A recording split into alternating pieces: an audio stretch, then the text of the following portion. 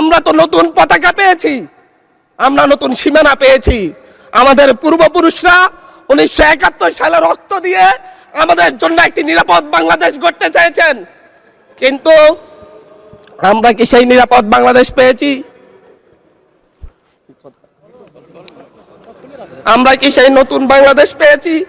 আমরা তো সেই নতুন বাংলাদেশ মাননীয় স্পিকার পাই নাই। 71-এ 30 লক্ষ মানুষ শহীদ হয়েছে, জীবন দিয়েছে, তাদের পরবর্তী সন্তানরা যেন নিরাপদ বাংলাদেশে ভোটাধিকার পায়, যেন রক্ষী বাহিনী না হয়, যেন ভোটাধিকার পায়, যেন আবার দুর্ভিক্ষ না হয়। কিন্তু আমরা কি দেখেছি? আমরা দেখেছি বাংলাদেশে দুর্ভিক্ষ হয়েছে। 1973 সালে ভোট চুরি হয়েছে। আমরা দেখেছি তার পরবর্তী সময়ে শহীদ প্রেসিডেন্ট জিয়াউর রহমান বাংলাদেশকে অর্থনৈতিকভাবে, রাজনৈতিকভাবে, গণতান্ত্রিকভাবে বাংলাদেশকে পুনরুদ্ধার করার জন্য উনি অটল ভূমিকা রেখেছেন। উনি আমার দ্বীপ হাতিয়াতে 3 বার গিয়েছেন। আমি যেদিকে তাকিয়েছি, আমার এই বেড়িবাঁধ কে করে দিয়েছে?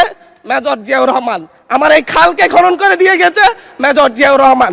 তারপরে এরশাদ এসেছে, বেগম জিয়া এসেছেন। বেগম জিয়া আমার হাতিয়াতে 3 থেকে 4 বার গিয়েছেন, কিন্তু তারপর আমার হাতিয়ার ওই অঞ্চলের নদী ভাঙ্গন রোধ হয় নাই। ওই অঞ্চলের লক্ষ লক্ষ মানুষ ঘরবাড়িহীন ভাবে পড়ে আছে। আমি এই ইলেকশনে ভোট ডাকাতি দেখেছি। আমার ঘরে বরে হামলা করা হয়েছে। আমি কি এই ইলেকশনের জন্য নিজের রক্ত জড়িয়েছি? আমি আজকে স্বরাষ্ট্রমন্ত্রী আছেন, মাননীয় প্রধানমন্ত্রী আছেন, আমি এখানে প্রশ্ন করি, আমি কি রক্ত জড়িয়েছি? আমরা রক্ত জড়িয়েছি বলে আপনারা আজকে সংসদে প্রধানমন্ত্রী, স্বরাষ্ট্রমন্ত্রী হয়েছেন। রক্ত ঝরার পরে, রক্ত জড়িয়ে গুলিবিদ্ধ হয়ে 3 দিনের মাথায় গুলিবিদ্ধ হয়ে, দয়া করে থামুন মাননীয় সংসদ সদস্য, আপনার বক্তব্য অব্যাহত রাখুন। 144 ধারার মধ্যে আবার নিজেই গুলিবিদ্ধ পা নিয়ে বের হয়ে গিয়ে সংবাদ সম্মেলন করে বলেছি আবার রাস্তায় নামুন, পতন হতে হবে। আমরা বলেছি নতুন বাংলাদেশ দিব। আমরা নতুন বাংলাদেশ আবার প্রতারণার রাজনীতি দেখতে চাই না, প্রবঞ্চনার রাজনীতি দেখতে চাই না। যেই গণভোটের পক্ষে আমাদের মাননীয় প্রধানমন্ত্রী প্রচারণা চালিয়েছেন, যে আদেশের পক্ষে মাননীয় সরকার দলীয় সংসদ সদস্যরা প্রচারণা চালিয়েছেন, আজকে এখানে এসে কেন এটা নিয়ে আবার দীর্ঘ আলোচনা হতে হবে? আমরা 90-এর গণঅভ্যুত্থানের কথা বলে যাই নাই। 3 জোটের রূপরেখা হয়েছে, বাংলাদেশ গণতান্ত্রিক ভাবে উত্তীর্ণ হবে কথা দেওয়া হয়েছিল, কিন্তু 94 সালের মাগুরার নির্বাচন কারা আয়োজন করেছিল? কারা 94 সালে মাগুরার নির্বাচন আয়োজন করেছিল? আজকে আবার এই সংসদে দাঁড়িয়ে আবার এমন একটা ব্যবস্থা নিয়ে যাচ্ছেন, আরেকবার যে মাগুরার নির্বাচন আয়োজন করবেন না, এর নিশ্চয়তা কে দিবে?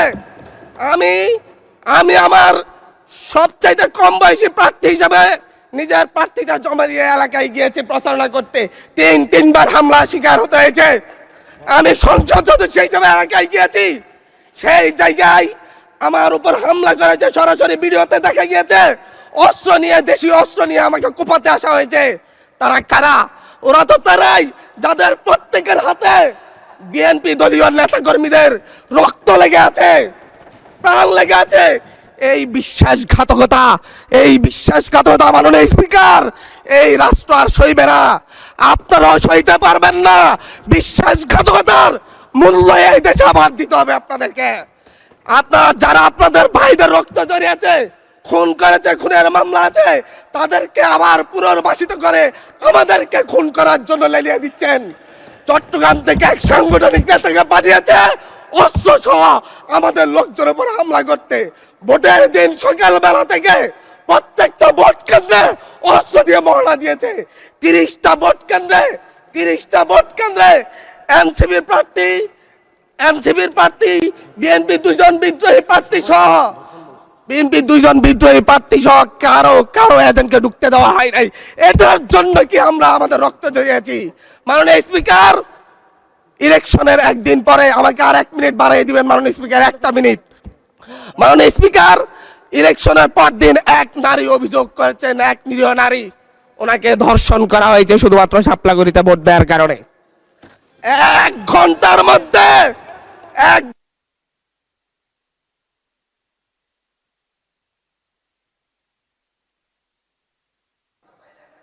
ধন্যবাদ মাননীয় সংসদ।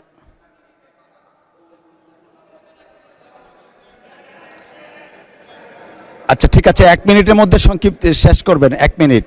মাননীয় স্পিকার, একজন ভুক্তভোগী নারী অভিযোগ করেছে ওনাকে ধর্ষণ করা হয়েছে স্বপ্নবলিতে ভোট দেওয়ার কারণে।